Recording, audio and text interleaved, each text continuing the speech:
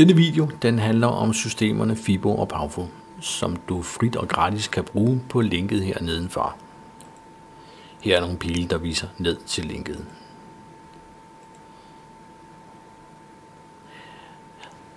Der er 4 Fibo-systemer, og der er 2 Powerful-systemer. Her der er navnene på de 6 systemer i alt.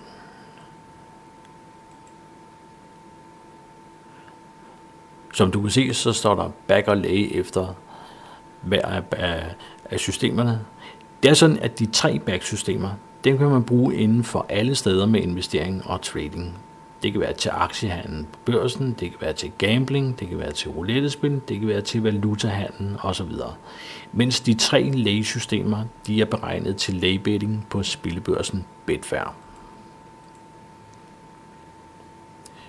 Fibo-systemerne de bygger i deres grundform på talfølgen fra den kendte italienske matematiker Leonardo Fibonacci. Her er navnet Fibo fra hans efternavn. Powerful-systemerne de bygger på ideen fra potensfunktioner.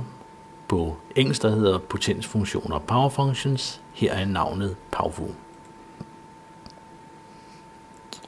Først så skal vi høre noget mere om Fibo-systemerne. Det er sådan, at Leonardo Fibonacci han var en italiensk matematiker, der levede i 1200-tallet. Han er meget kendt, og han har lagt navn til en af de mest kendte talfølger, som skal præsenteres her. Den hedder meget passende Fibonaccis talfølge. Den bliver lavet på følgende måde. Først så tager man 2 startværdier, 1 og 1. Disse 2 ettaller, dem lægger man sammen, og så får man jo værdien 2. Det er det næste tal i Fibonacci-følgen. Herefter så laver man det næste tal ved hele tiden at lægge de 2 foregående tal sammen. Vi har nu tallene 1, 1 og 2, så det næste tal det er 3, og det er jo lavet af 1 plus 2. Nu har vi så 1, 1, 2 og 3, så det næste tal det er 5, lavet af 2 plus 3. Og sådan fortsættes nu i det uendelige. Så vi får følgen, der hedder sådan 1, 1, 2, 3, 5, 8, 13, 21, 34, 55, 89, 144, 233 osv. osv. Man kan se, at hvert tal fra 2 af og frem efter, det er lavet ved, at man hele tiden lægger de 2 foregående tal sammen. Der er noget meget specielt ved disse tal, og det er følgende. Hvis man løbende lægger alle Fibonacci-tallene sammen, efterhånden som de dannes, så får man disse tal sammen med Fibonacci-tallene i et regneark her. Her kan man se, at vi har 2 kolonner. I den første, der står Fibonacci-tallene, som vi kender dem, og nummer 2, der har vi løbende lagt Fibonacci-tallene sammen. Så den starter sådan med 1, og så er der 2, det er 1 plus 1, så lægger vi 2 til, det bliver 4, så lægger vi 3 til, det bliver 7, så lægger vi 5 til, det bliver 12, 8 til, så bliver det 20, og så videre, dernede af. Nu gør vi så også det, at vi også løbende dividerer tallet fra kolonne 2 med tallet fra kolonne 1. Det vil sige, at vi dividerer den løbende sum af Fibonacci-tal i kolonne 2 med det tilsvarende Fibonacci-tal i kolonne 1. Så får vi kolonne 3, og denne kolonne den er rigtig interessant. Prøv at se her, den ligger sig fast på 2,62. Den starter nede på 1,0, så bliver den 2, og så bliver den 2,3, så stiger den op til 2,4, 5 og 6 og 2,61, men efterhånden ligger den så fast på 2,62. Det er noget, vi kan bruge. Først og fremmest inden for gambling og betting, hvor vi har direkte odds, der også kunne være 2,7, det kunne være 3,0, 4,3, 7,0 og så videre deroppe af. Her vil nu så være sådan, at du vil kunne tjene penge netto, hvis du lader dine indsatser løbende følge Fibonacci-tallene i kolonne 1, og du gør det på væddemål med et odds højere end 2,62, som var det niveau, som kolonne 3 stabiliserede sig på. Det kunne for eksempel være, hvis du spiller på uafgjort i alle fodboldkampe. Her der er odds altid på 3,0 eller derover. Eller det kunne være ved at spille på resultaterne 2-0 eller 2-1, som er de mest hyppige inden for fodbold. Her er odds i begge tilfælde på 7,0 eller derover, altså meget højere end de blot 2,62, som er mindstegrav her. Hvis du lader dine indsatser følge Fibonacci-tallene i kolonne 1 fra før af, så vil du, når du rammer et væddemål rigtigt, dels få alle de satsede penge tilbage, som du har lavet af væddemål indtil da, og dels lave en nettoprofit, der er lig med den sidste indsats, du har lavet, og så gange med forskellen mellem dit odds og 2,62, som der stod i kolonne 3. Det er der, hvor du skal lave væddemål med odds højere end 2,62, fordi jo større forskellen er, desto flere penge vil du netto kunne tjene. Du kan prøve at se her, der har vi også lavet en kolonne til regnearket fra før af, hvor nettoprofitten den er regnet ud fra, at odds for eksempel er 3,0.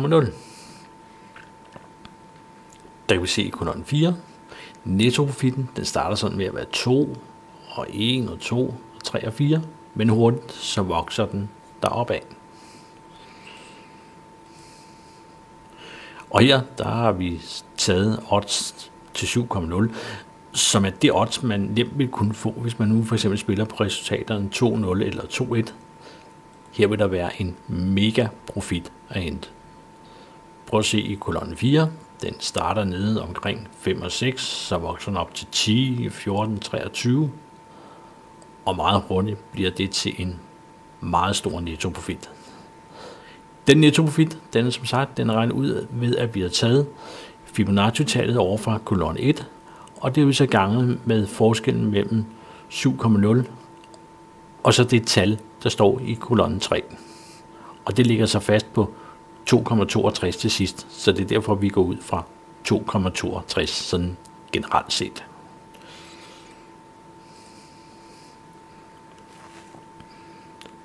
Okay, hvordan kan du nu så mere præcist anvende Fibonacci-tallene?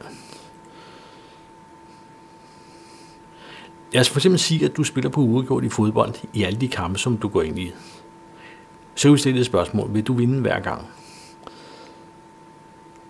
Det vil du højst sandsynligvis ikke. Derimod så vil du nok opleve at tabe rigtig mange væddemål i træk. Det kan være 5, 7, 9 eller 12 væddemål i træk. Men lige pludselig så rammer du rigtigt.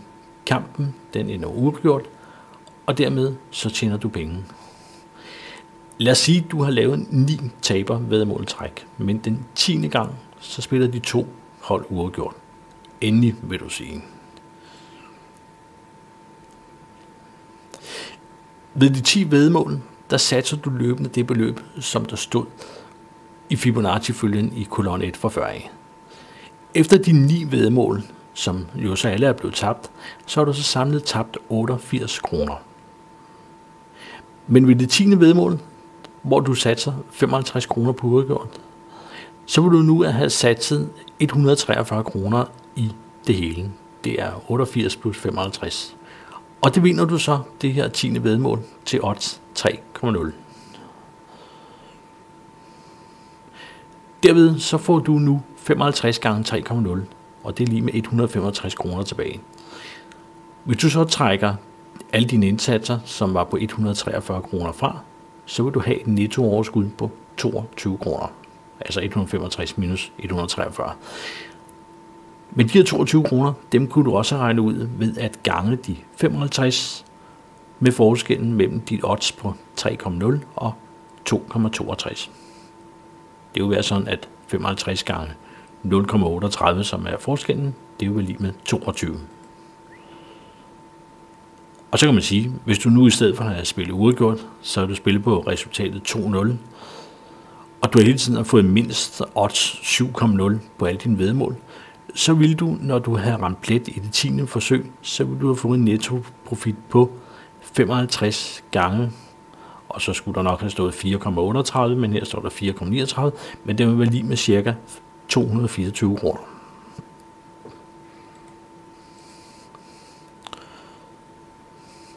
Så vil det være sådan, at når du rammer plet og laver en vinder, så går du tilbage og starter forfra med Fibonacci igen. Det vil sige, at du stopper altså, når du har lavet en vinder. Det vil således være sådan her. Du bestemmer dig for at spille på den samme type væddemål kamp efter kamp.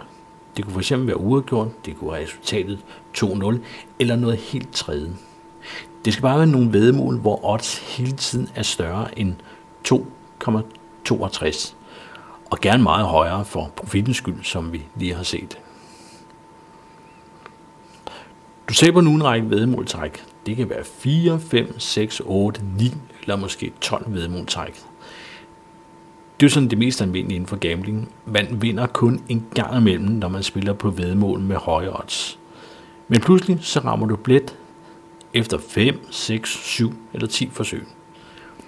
Så vil du nu få alle dine satsede penge igen, plus en netto profit, afhængig af hvor meget større dit odds er end 2,62.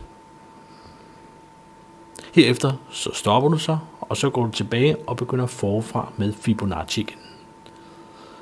Så laver du igen en række tabervæddemål, men vinder så igen efter 6, 7, 8 eller 11. forsøg. Og sådan begynder det hele nu at køre i ring og gentage sig.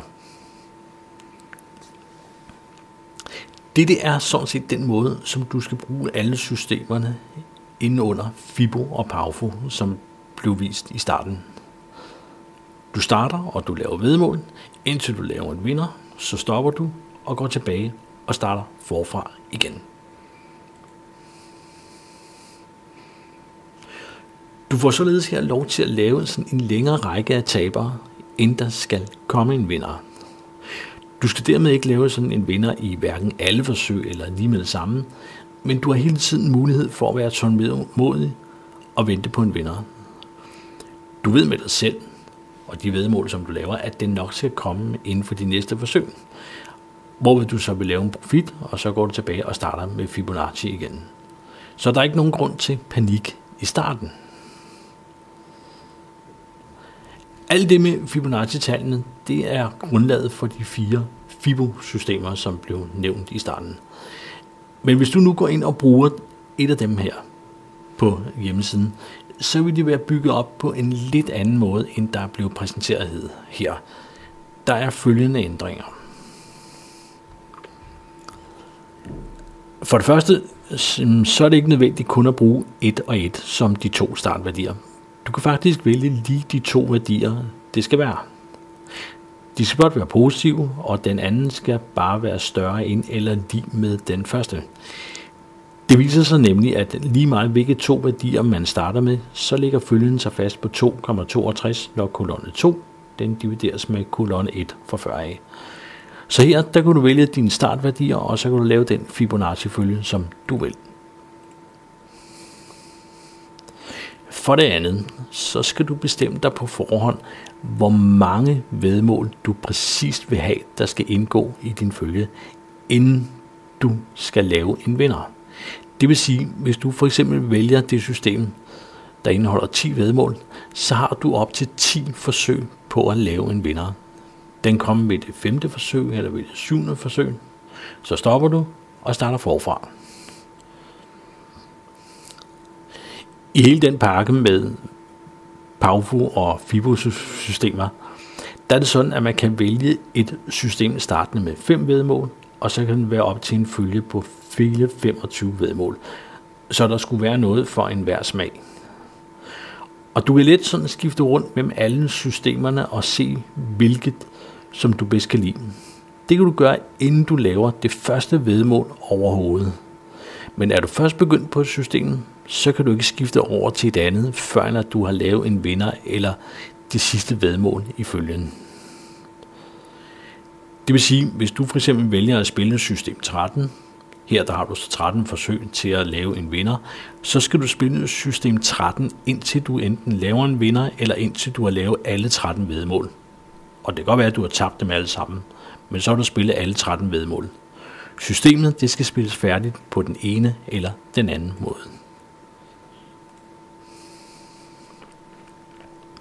Det tredje, du også skal gøre på forhånd, det er, at du skal bestemme dig for, hvor stort et beløb du er sat på systemet i sin helhed. Det vil sige, hvis du for eksempel spiller system 13 og vil bruge op til 500 kroner på det system, så bliver alle pengene fordelt ud på de 13 væddemål ud fra den Fibonacci-følge, der ligger til grund for systemet. Således vil du maksimalt kunne tabe alle 500 kroner, hvis alle dine 13 væddemål er tabere. Men hvis du undervejs, for eksempel ved væddemål nummer 7, laver en vinder, så vil du kun have brugt en mindre del af de 500 kroner. Efter væddemål nummer 7, så får du så alle dine satsede penge tilbage, plus en nettoprofit, mens at de beløb, der måske skulle have været brugt på væddemål 8-13, de bliver ikke rørt. Dem har du stadigvæk. Og så lige en sidste ting, og den er sådan set meget vigtig. Det ene væddemål, det skal være færdigt og afgjort, før du kan begynde at lave det næste. Du skal jo hele tiden vide, om du skal fortsætte, fordi du lige har lavet en taber, eller om du skal afbryde følgen, fordi du har lavet en vinder, eller måske er nået til det sidste væddemål i følgen. Så væddemålene, de må ikke overlappe hinanden på samme tid. Nu skal vi så herefter, så skal vi gå ind og åbne det system, der hedder Fibo på hjemmesiden. Det er sådan det første på listen af de 6 systemer.